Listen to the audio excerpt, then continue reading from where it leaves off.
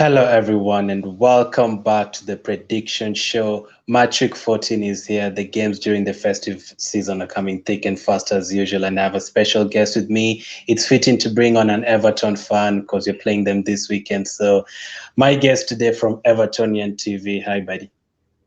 How are you doing, mate? Not good. I've not been enjoying football recently. Clearly, you guys have been enjoying football, clean sheet against big teams, getting big victories. But we're here to preview all 10 games. And the first game you're going to go straight into is Crystal Palace and Liverpool. That will be the first game of the weekend on Saturday. Everton's rivals, of course. Have you been surprised at Liverpool's form with their injuries?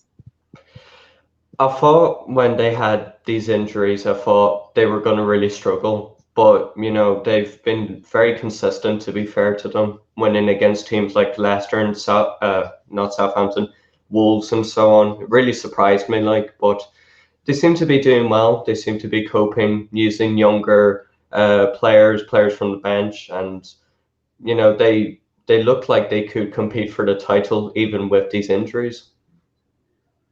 Yeah, so Crystal Palace improved. Benteke got a red card last time out, but he's starting to score goals. So prediction for this game? I think Crystal Palace versus Liverpool's always been a tough match because Liverpool defensively, very tough. They got a good attack. Obviously, they've had a few injuries. No Jota is a big loss for them, but they seem to cope well without them. I'm going to predict a draw for this one based off, I think Crystal Palace with home advantage and the way Roy Hodgson forms them. I think he works really well in that regard. So I'd go with a 1-0. 1-0. Wow. I think Liverpool are going to edge it, but it's going to be another tight one. Liverpool have been winning so many games since last season with the 1-goal margin and stuff like that. So I'm going to go for Liverpool 2, Crystal Palace 1. The next one on Saturday is going to be Southampton and Manchester City. Man City clearly not the same team. You guys played Southampton earlier in the season and they beat you at their place. We drew with them the other day, luckily. So expectations for this game? It's a tough one because last season we would have said Man City would have won this clearly, but it's almost the other way round because Southampton are almost capable of going top the league with a good result against City, I think City do need to improve a lot more. They need to be more consistent up front. And I think I could see City winning this. It'll be a tough match, but if City are going to win it, it's not going to be an easy game. But that's why I think City will win. Prediction? I'm going to say 1-0 City. Well, I think it's going to be the highest scoring game of the weekend. Probably I'm going to go for Southampton 3 and Man City 3. I think they're going to be goals over here. And then the next game on Saturday, oh no. Everton against Arsenal. You guys just beat Leicester 2-0. You beat Chelsea 1-0. You're confident, clean sheet after clean sheet. You have fans in the stadium, and Arsenal are in the poorest form in our whole history. So what are you expecting in this game? An easy win for you? Well, I did say this. I don't underestimate Arsenal because regardless of what form they're in, they always make it tough for Everton. But I think this is the first match in a while where I've been very confident that Everton will win. And I do think we'll win. We just need to be clinical. That's all. And we have been. Dominic Calvert-Lewin, I think he's the top scorer this season. I think he's up there. Richarlison, Iwobi's doing a lot better this season. That attack's going to be so tough for Arsenal to deal with. But if we can keep Aubameyang, Lacazette quiet, you've got some good youngsters and Saka that can be problematic for us. But for me, I think Everton are going to win this. Not easily, but I think we will win. I think it's going to be a 2-0. 2-0. With a clean sheet. Wow, that's interesting. I know you guys have been doing. There's a time you started the season very well, beating Tottenham. thrashing West Brom and Brighton at home, but then the form dropped off away to Newcastle and the likes of away to Southampton. But again, you seem to have picked it up again. I'm quite surprised that you're doing very well, keeping clean sheets with Holgate on the right and Godfrey on the left. Have they been working well, or do you wish the likes of Digne and Coleman were in? I think the absence of Digne and Coleman was a big loss for us because, of course, Digne's a really good left back, top quality. Seamus Coleman's got Premier League experience. He was our captain. But Holgate, when we signed him a few years ago, was working as a right back, but then he got used to the centre back role. And he seems to do very well out on the right. He seems to get forward and defend really well, makes it really tough for winners to create opportunities for strikers. Godfrey, I didn't think he could do well as a left back because he's a right-footed player. But for me, he's been one of our best players this season. And in the last two matches, he's been playing at left back against Chelsea and Leicester City, and he's been unbelievable. Like I said, Digne and Coleman were big losses, but it seems like Holgate and Godfrey have worked really well to fill that role. So I can't really argue about it. I think they've been very consistent this season.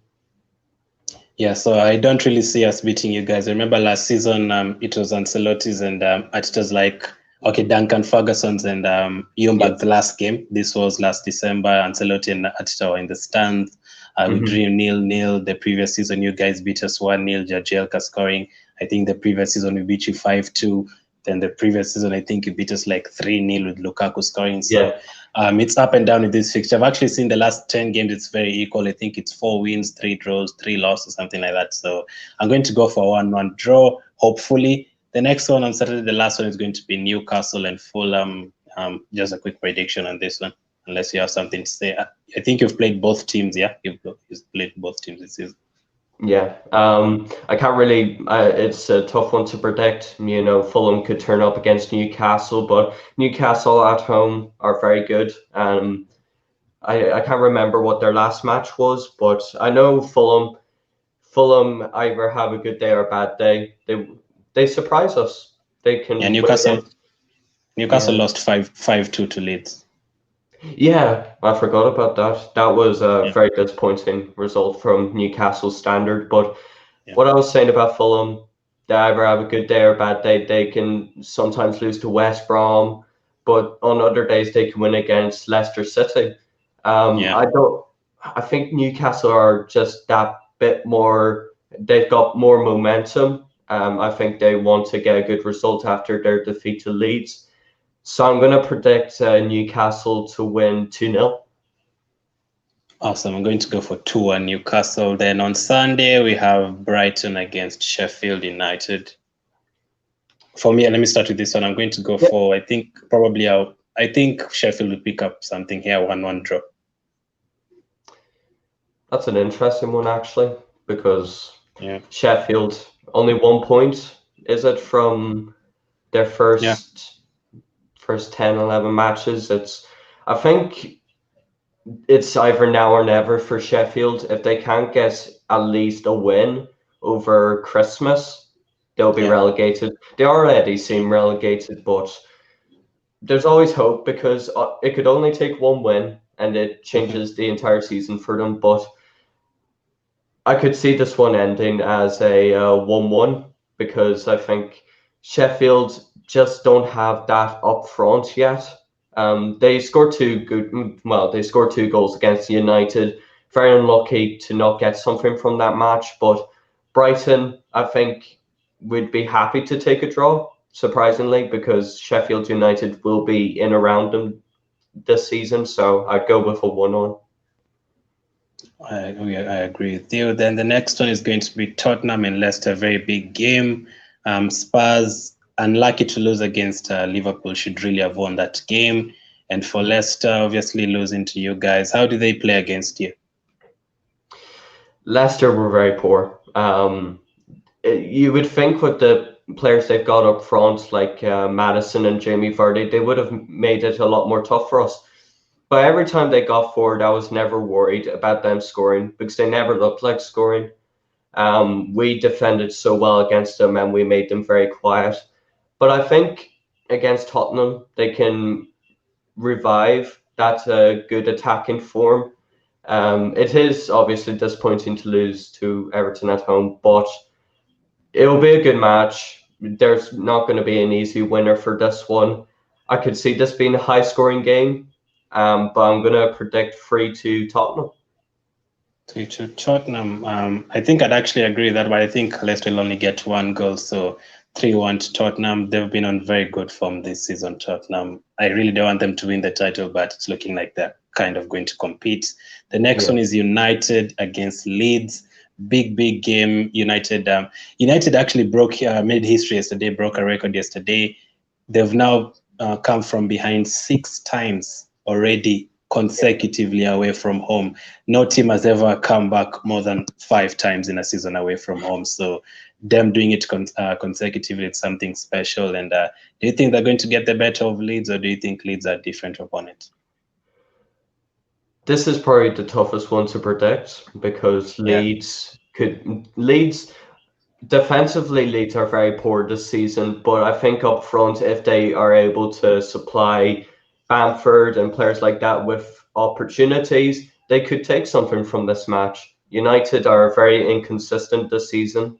Like I said, I think they edged it against Sheffield, but for me, I could see this one actually ending in a 1-1, just because I think Leeds are going to be very compact. They're going to make it very tough for United to create opportunities. That's not to say United won't create opportunities, but you can't expect it to be an easy match when it comes to Leeds, because they're just such an urgent team. They always press players down. They, like I said, defensively not great this season, but then again, they know how to score goals as well. So I can see this ending as a draw. Yeah, they beat you guys at home, by the way, Leeds. So I think they could get something away from United, but I don't think so. I think it's going to be goals here. So United 3, Leeds 2. And then I think on Monday, West Brom against, not on Monday, sorry, on the last one on Sunday, West Brom against Aston Villa. How surprised were you that their coach was sacked, Bilic? It's sad, because you never like to see a manager get sacked, whoever it is. It's never nice to see that. And it was surprising, especially after a good draw against Man City. Of all the matches, I never expected Bilic to be sacked. I didn't think even if West Brom lost 5-0 against City, he would have been sacked, because I thought they'd give him time. But they brought in Allardyce, and I think this is a good match for him to see how he's going to do this season, because Villa have been in and out of form. They've not been doing that badly. I thought they would really struggle this season, but they've been able to score goals, defend well. It'll be a tough match for West Brom, but I think if they work hard enough, they could actually win this match, surprisingly. Do you think a manager can have that much impact within 4 days?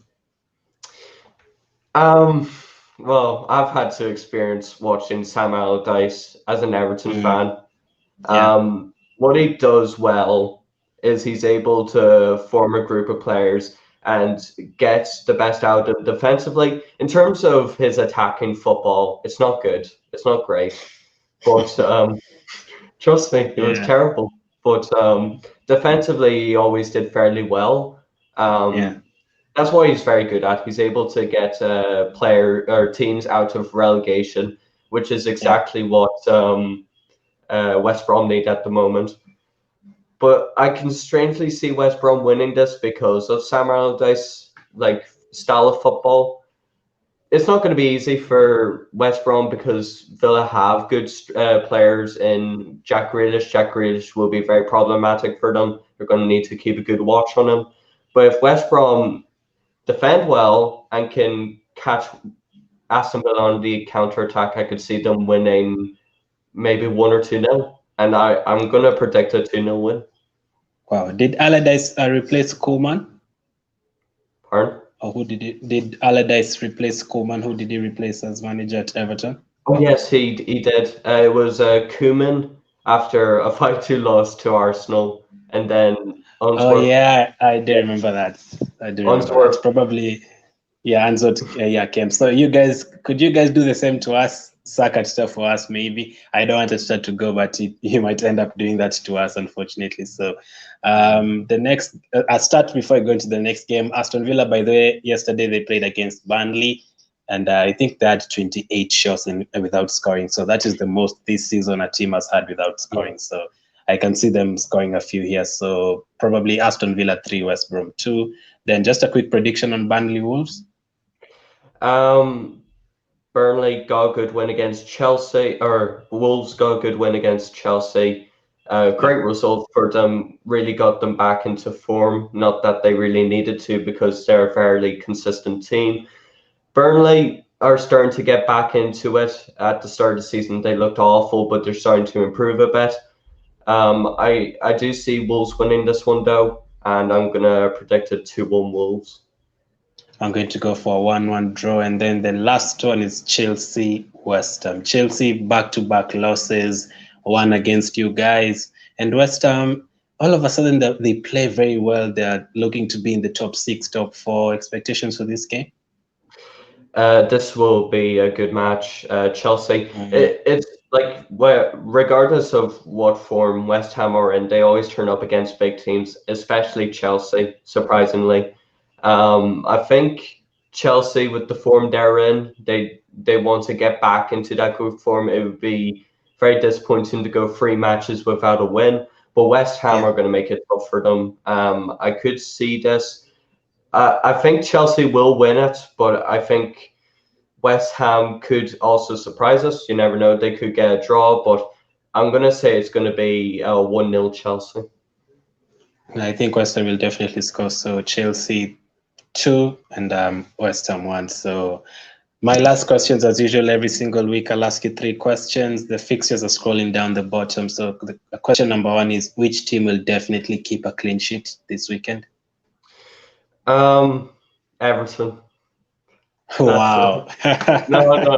I mean, listen, I don't like to, underestimate teams, but apart, Aubameyang every now and then is going to have a good match. He had a decent match against Southampton, got the goal he needed. But apart from him, I don't really see where Arsenal are going to get goals, to be honest. I think if you can get players like Saka into the game, he could be a big problem for us.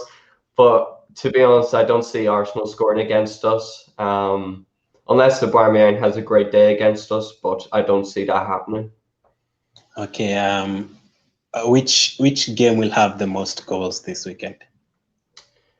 What did I predict for? Did I predict someone to win 3-0? I think. Can't remember. Was it Tottenham Leicester or? Yes, it was that one. I can't remember what I predicted for that one. I predicted Tottenham 3, Leicester 2. Yeah. So that's the one.